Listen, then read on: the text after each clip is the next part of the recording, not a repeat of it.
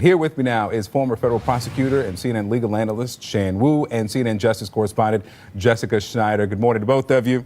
Shan, let me start with you. Just pick up on that last element from Roger Stone. His attorney, Grant Smith, said they found no Russian collusion or they wouldn't have charged him with it. That's what you're hearing from a lot of the president's supporters. What's your take on that assessment? Well, they're correct. He wasn't charged with any actual substantive conspiracy aspect of it. But I think what's really important to note is, as we all know, the Trump campaign, Trump defenders started off saying absolutely no contact whatsoever. Now, obviously, there's been a lot of contact, and now there's more substantive contact. For example, from the Manafort case, we see that there was substance being exchanged. So it moves closer and closer to showing the actual substantive cooperation or their conclusion. And I think what's really important about this indictment, Victor, is that it shows the interest and the eagerness on the part of the campaign to want to get this information. So I think that's a very important point. I want to talk about that substance in just a moment, Shan, but Jessica, let me ask you, the chronology, not of the entire case, but of just the last 24 hours is so unique. I mean, we didn't have Paul Manafort or Michael Cohen or General Flynn indicted, and then they're on television the same night, or a news conference there in that circus outside the courthouse. Why is he doing this? Do we have any indication on what he thinks this advantage is for him? Well, he seems to have acknowledged that he is going to fight this, and he's really making it a public case. I mean, going on Chris Cuomo's show last night, he's being very outspoken about the fact that he's going to fight these charges, that he is not going to testify against the president. I mean, as you mentioned, Victor, it really has been an incredible past 24 hours. I mean, you know, our camera crews were staked out outside Roger Stone's home. We saw that whole FBI raid unfold.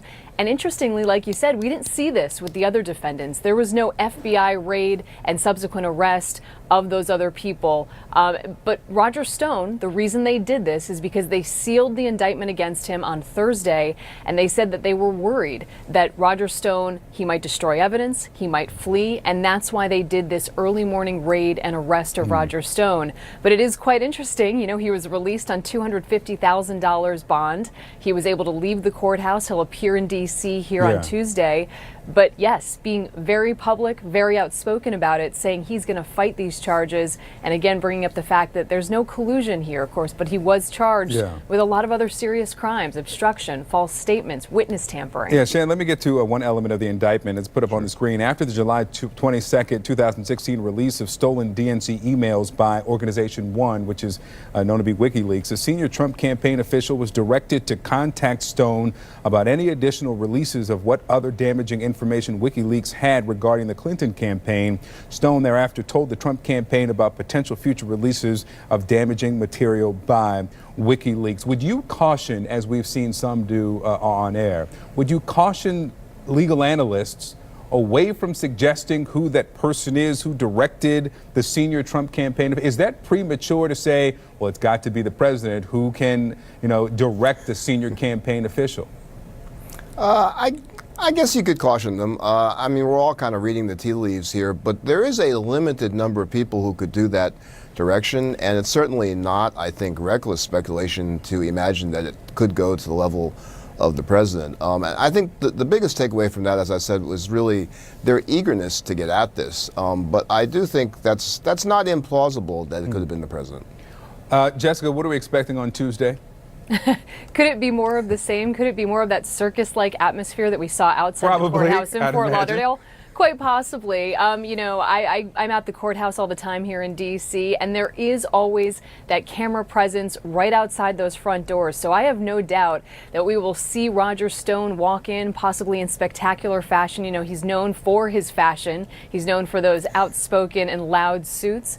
So we might see another circus, this time in Washington, D.C., which has been the epicenter of really an entire circus for maybe the past 2 years. So yeah, we could see a lot of the same, because again, he is out on bond, so he'll be able to walk in and out of the courthouse on his own accord. He won't be ushered in underground or anything like that. So it could be more of the same, but up here in DC. All right, Jessica Schneider. Did you want to weigh in on that, Shan? Go ahead. Yeah, just one thing I wanted to point out. I think Roger is going to get shut down once he gets to D.C. because this is the same judge as we had in the Gates case. And she's been very, very strict about the gag orders. Even using his agents to talk about it, I think is going to be problematic. So this might be his last hurrah on the talk show. All right.